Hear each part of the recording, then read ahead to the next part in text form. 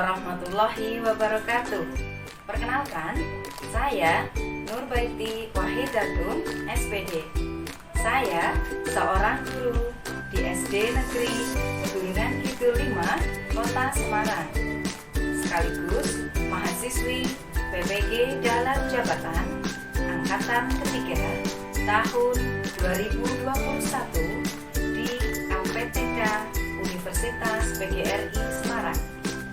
Pada kesempatan kali ini, hari Senin 18 Oktober 2021, saya akan melaksanakan uji kinerja pada kelas 6, tema 4, subtema 2, pembelajaran yang pertama. Berikut hasil pelaksanaan uji kinerja dari saya. Selamat menyaksikan. Bismillahirrahmanirrahim. Assalamualaikum warahmatullahi wabarakatuh. Baik, selamat pagi anak-anak. Pagi. Luar biasa bola senam. Terima kasih anak-anak. Bagaimana kabarnya hari ini? Alhamdulillah baik. Ya, senang sekali Bu Betty mendengarnya anak-anak semuanya dalam keadaan sehat, karena kesehatan adalah anugerah dari Tuhan Yang Maha Esa ya. Kita dapat melakukan berbagai aktivitas dengan kesehatan kita tersebut. Anak-anak, sebelum pembelajaran hari Senin 18 Oktober 2021 ini kita mulai, seperti biasa kita berdoa dulu yuk agar pembelajaran kita pada pagi hari ini berjalan dengan lancar. Baik, siapa yang akan memimpin doa? Oh iya, silahkan Mas Dika. Di tempat dulu, siap gak? Doa mulai.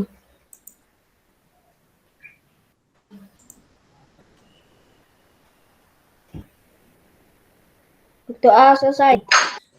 Hari ini anak-anak semuanya dalam keadaan sehat sehingga bisa mengikuti pembelajaran pada hari Senin tanggal 18 Oktober tahun 2021. Kita akan bersama-sama belajar di tema 4, pembelajaran yang pertama di subtema kedua ya, yaitu temanya tentang globalisasi. Bagaimana anak-anak? Sudah siap untuk belajar hari ini? Sudah membaca bahan ajar dan juga LKPD yang sudah Ibu bagikan di Google Classroom ya? Sudah? Baik. Setelah kemarin anak-anak belajar tentang teks eksplanasi, pengertian teks eksplanasi, kemudian ada juga modernisasi dengan pengaruhnya, dan juga rangkaian listrik seri dan paralel.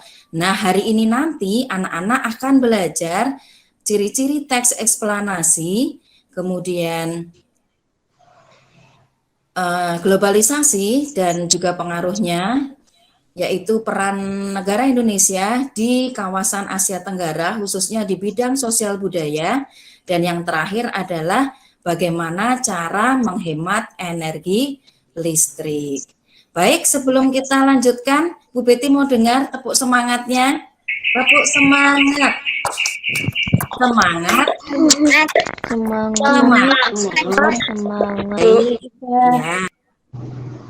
Nah, ini dia tema kita hari ini yang akan kita pelajari, yaitu tentang globalisasi. Di tema 4, subtema kedua, pembelajaran yang pertama. Ya. Kemudian, nah ini adalah tujuan pembelajaran yang akan dicapai pada hari ini. Yang pertama, nanti diharapkan anak-anak mampu menganalisis teks eksplanasi. Anak dapat mengetahui dan menelaah peran Indonesia dalam berbagai bentuk kerjasama di bidang sosial budaya, dalam lingkup ASEAN dengan tepat. Dan selanjutnya adalah tentunya anak-anak dapat menguraikan bagaimana cara menghemat energi listrik. Nah, silahkan anak-anak cek kehadiran dulu, diisi pada link Google Form yang telah Ibu bagikan. Coba Bu Betty mau cek kehadiran dulu. Silahkan Mas Lingga, hadir. Vina. Hadir, Bu. Mbak Jihan. Hadir, Bu. Kegiatan selanjutnya, ya, anak-anak menyanyikan lagu nasional Garuda Pancasila.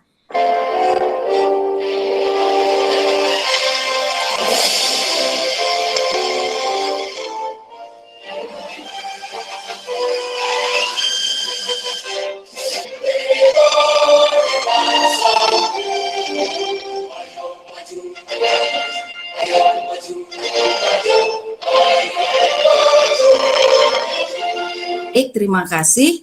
Nah, selanjutnya, ini dia materi yang akan kita pelajari hari ini. Coba silahkan dibaca oleh Mbak Kania, silahkan. Apa saja materi yang kita pelajari hari ini?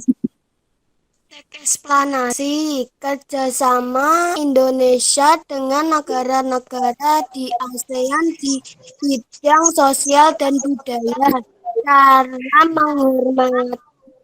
menghemat energi listrik.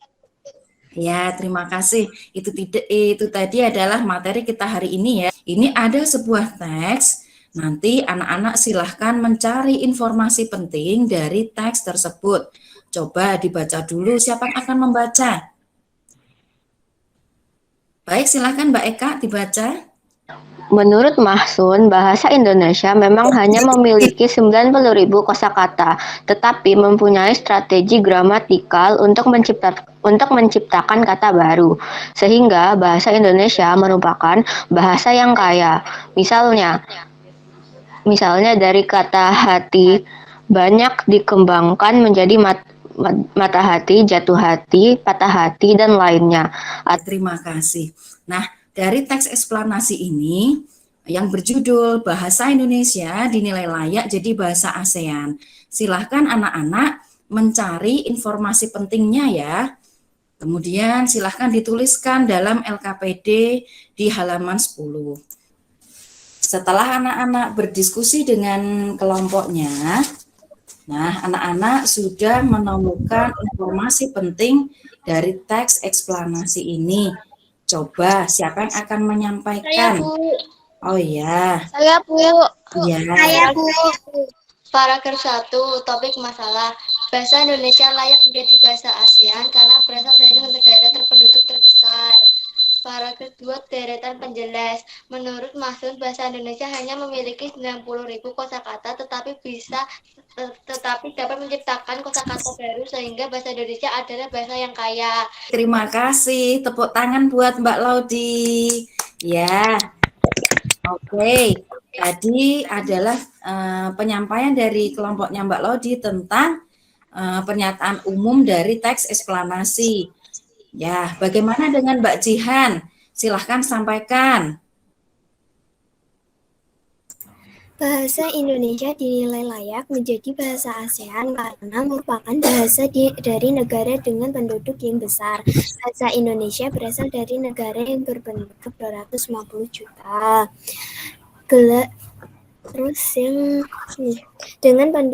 Menurut Mahsum, bahasa Indonesia hanya memiliki 90.000 kosakata, tetapi mempunyai strategi gramatikal untuk menciptakan kata baru. Baik, sudah. Terima kasih. Tepuk tangan buat Mbak Jihan yang sudah menyampaikan hasil diskusi dengan kelompoknya. Pernyataan umum dari teks eksplanasi yang berjudul Bahasa Indonesia dinilai layak menjadi bahasa ASEAN adalah karena bahasa Indonesia itu adalah bahasa dari sebuah negara yang penduduknya besar. Nah, kemudian kosakata dalam bahasa Indonesia itu mempunyai strategi gramatikal untuk menciptakan kata baru. Itu adalah pernyataan umum dari teks eksplanasi yang sudah kita baca bersama-sama. Selanjutnya, Berbicara tentang ASEAN, nah Indonesia itu sudah menjadi anggota ASEAN karena letaknya berada di kawasan Asia Tenggara ya. Banyak sekali kerjasama yang Indonesia ikuti dengan negara-negara di ASEAN. Kemarin kita sudah belajar tentang kerjasama Indonesia dan perannya di bidang politik. Nah, hari ini kita akan mengenal dan mempelajari apa saja bentuk kerjasama negara Indonesia dengan negara-negara di ASEAN. Nah, coba anak-anak simak video berikut. Peran Indonesia dalam kerjasama di bidang sosial budaya dengan negara-negara ASEAN di era globalisasi. Selanjutnya, perlu teman-teman ketahui juga bahwa negara Indonesia aktif ikut serta dalam berbagai kegiatan kerjasama sosial budaya internasional loh, baik pada tingkat regional ASEAN atau tingkat dunia.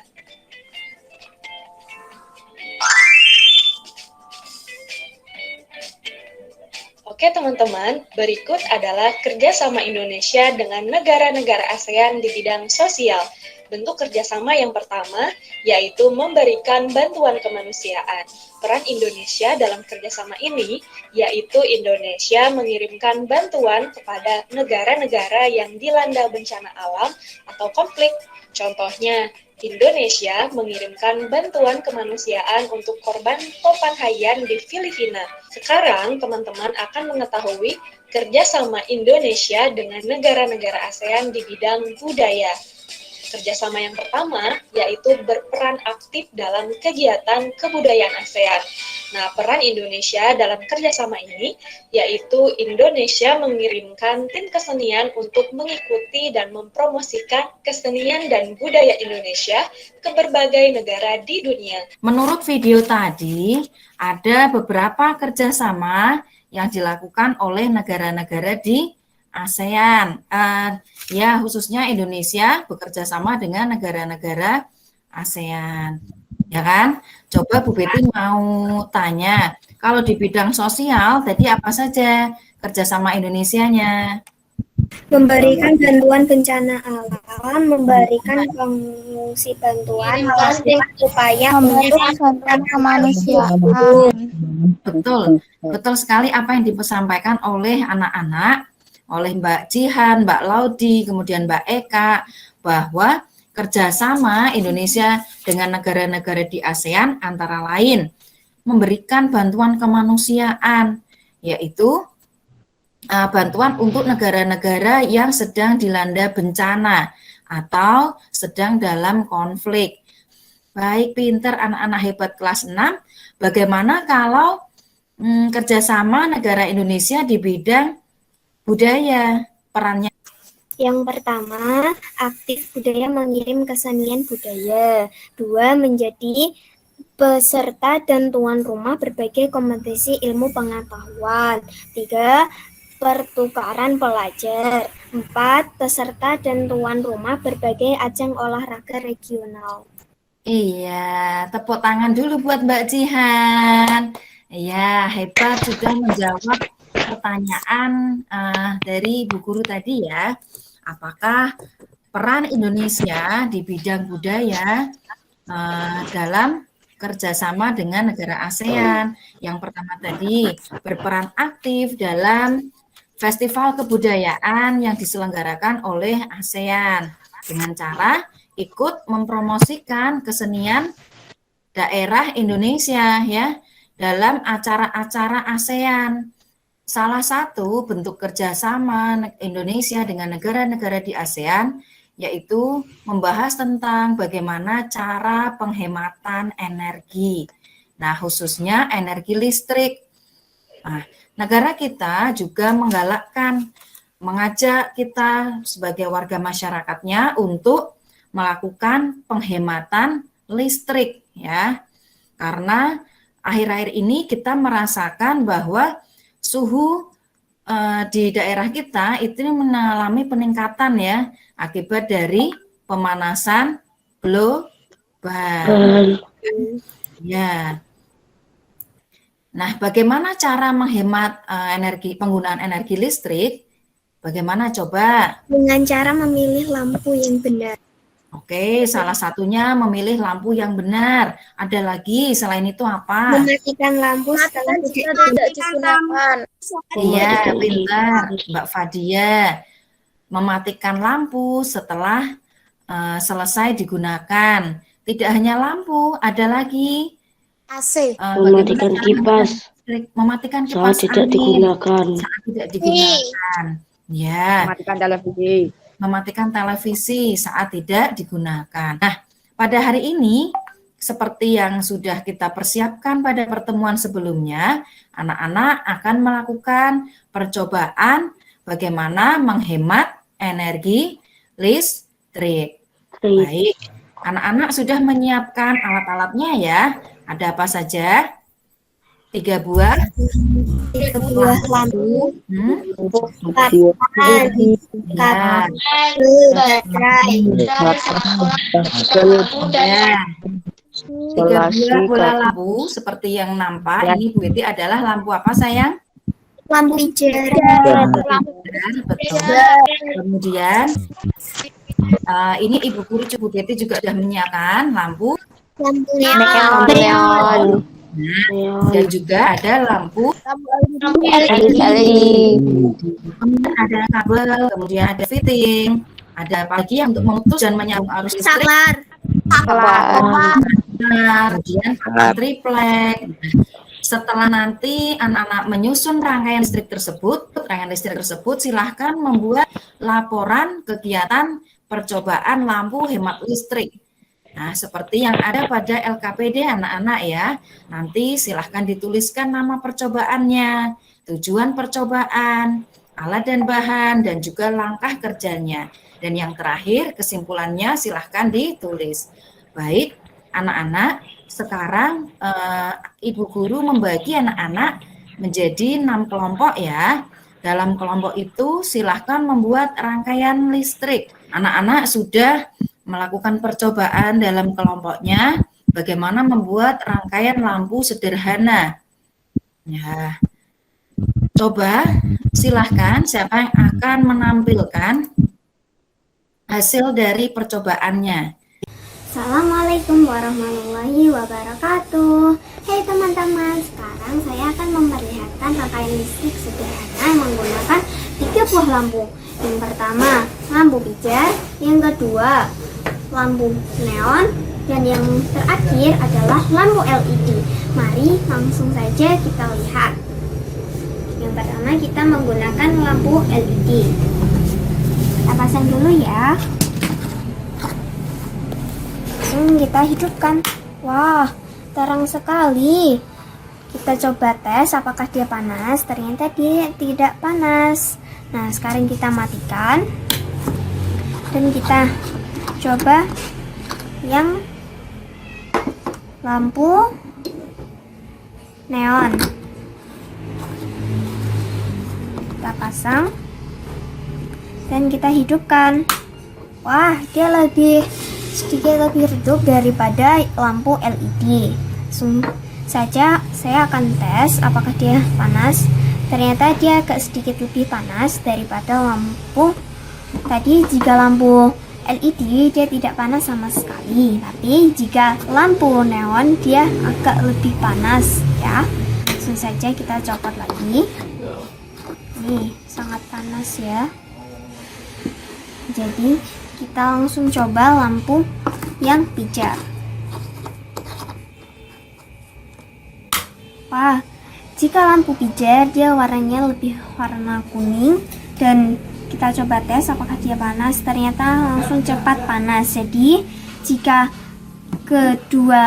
ketiga lampu ini, dia yang lebih terang adalah lampu LED. Nah, jika yang lebih panas dia adalah lampu pijar. Jika yang lebih hemat energi adalah lampu LED. Nah, dari situ kita dapat menggunakan lampu LED yang lebih hemat listrik dan hemat energi.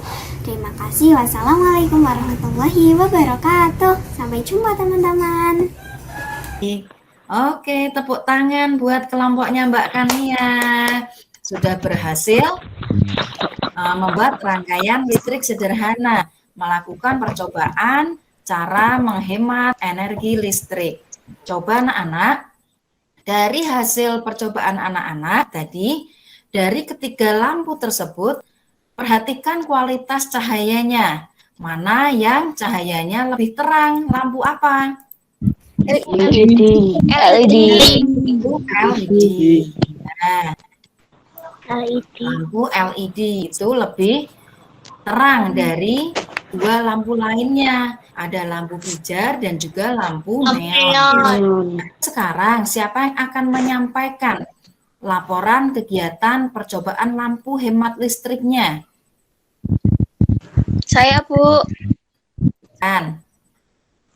Nama percobaannya percobaan lampu hemat listrik. Tujuan percobaan mengetahui cara hemat listrik. Alat dan bahan 3 buah lampu, pijar, neon, LED, papan, triplek, kabel, baterai, saklar, dudukan lampu, dan kardus. Langkah kerja: 1. Menyiapkan papan triplek. 2. Menempelkan kardus pada papan. 3.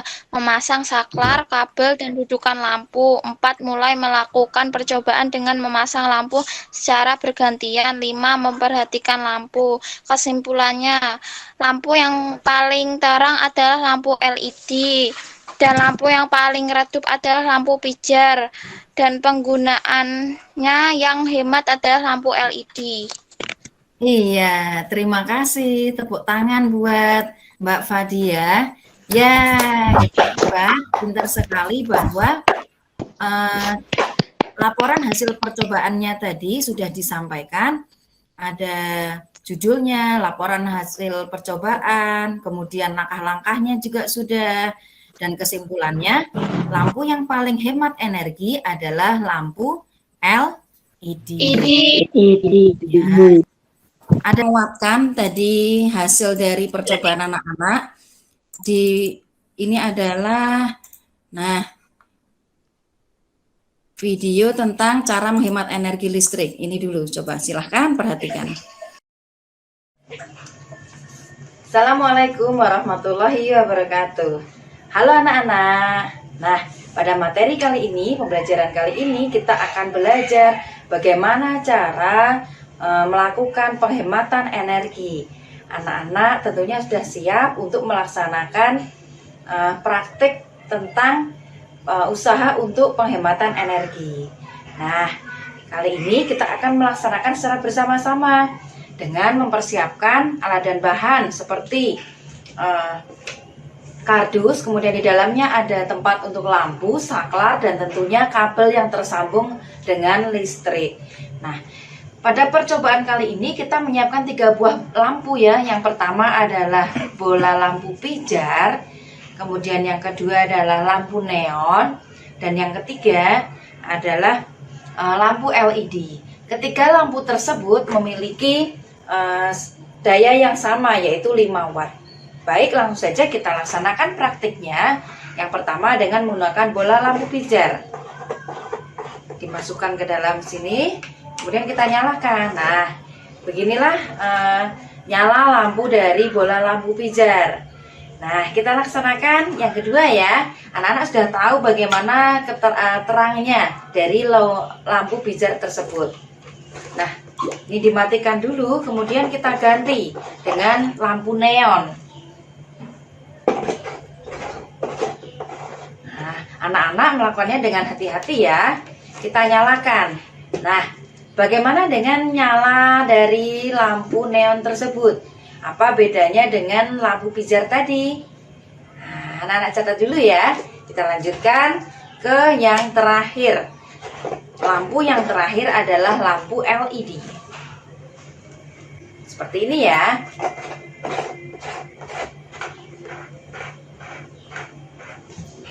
Nah, ini adalah nyala dari lampu LED. Nah, bagaimana anak-anak terangnya lampu dari ketiga jenis bola lampu tersebut? Ya, dari sini dapat kita simpulkan bahwa ketika di rumah anak-anak mempunyai 3 jenis lampu. Yang pertama bola lampu pijar, kemudian lampu neon, dan yang terakhir adalah lampu LED. Nah, maka lampu yang paling terang nyalanya adalah lampu LED. Dari sini dapat kita simpulkan bahwa usaha untuk menghemat energi listrik, tentunya kita dapat memilih penggunaan lampu yang sesuai di rumah kita.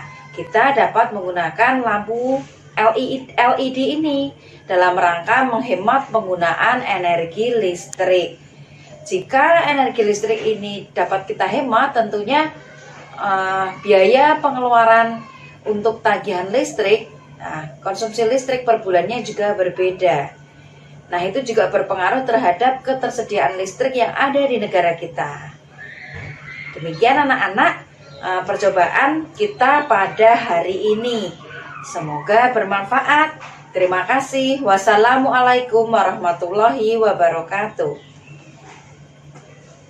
Baik, berarti dari pembelajaran kita dari awal hingga terakhir ini kita sudah belajar apa saja anak-anak? Yang pertama, jadi belajar tentang teks eksplanasi kerjasama Indonesia Untuk kerjasama dan sosial dan budaya dan cara menghemat listrik. Iya. Cara menghemat Iya, terima kasih Mbak Jiha dan Mbak Kania. Hari ini kita sudah belajar teks eksplanasi, yaitu teks yang menjelaskan tentang sebuah peristiwa alam. Kemudian yang kedua, ciri-cirinya yaitu terdiri dari pernyataan umum. Kemudian yang kedua apa? Deret penjelas. Dan yang terakhir adalah Kesimpulan. kemudian pada pembelajaran yang kedua adalah kerjasama Indonesia dengan negara-negara di ASEAN. Peran Indonesia di bidang sosial tadi apa saja? Yang pertama, apa tadi anak-anak? Memberikan bantuan bencana alam, membantu pengungsi, melakukan upaya untuk menangkal flu burung. Iya, terima kasih. Benar sekali. Yang pertama adalah memberikan bantuan kemanusiaan kepada korban bencana alam dan juga korban konflik. Kemudian kerjasama untuk menangkal menyebarnya flu burung. Nah, bagaimana bentuk peran Indonesia dalam kerjasama dengan negara ASEAN di bidang budaya? Coba disampaikan. Siapa yang akan menyampaikan? Saya, Bu.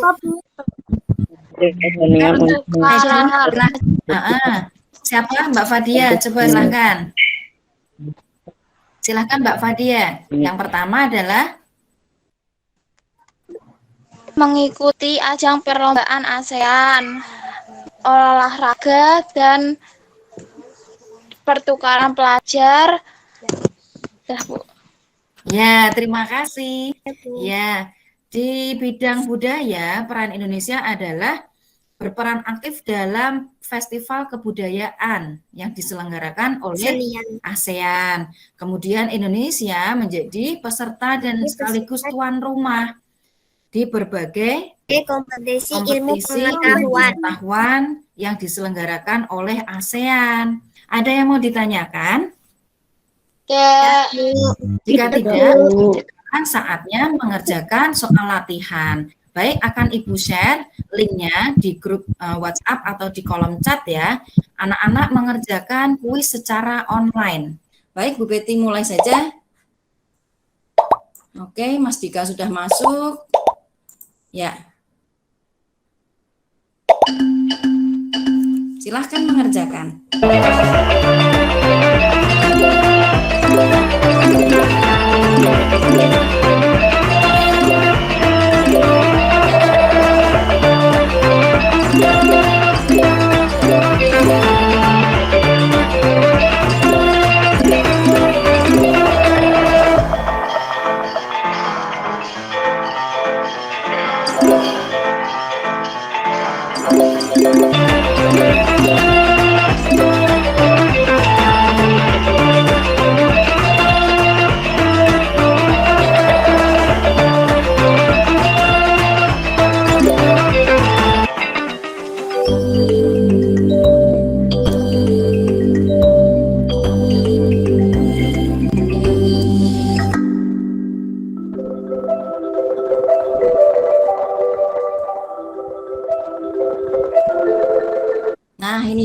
hasil dari soal evaluasi yang sudah anak-anak kerjakan ya. Oke, terima kasih. Itu hasilnya. Selamat buat Mas Adli ya. Ya, yang tadi mendapatkan nilai terbaik. Yang buat yang lain tetap semangat. Baik, terima kasih atas partisipasinya, atas kehadiran anak-anak untuk mengikuti pembelajaran hari ini. Untuk tugasnya adalah menuliskan hak dan kewajiban kita terhadap penggunaan energi listrik. Untuk pertemuan selanjutnya kita akan belajar hak dan kewajiban sebagai warga negara Indonesia. Baik, siapa yang akan memimpin doa? Silahkan Mas Ihsas. Di tempat duduk, siap bergerak. Berdoa mulai.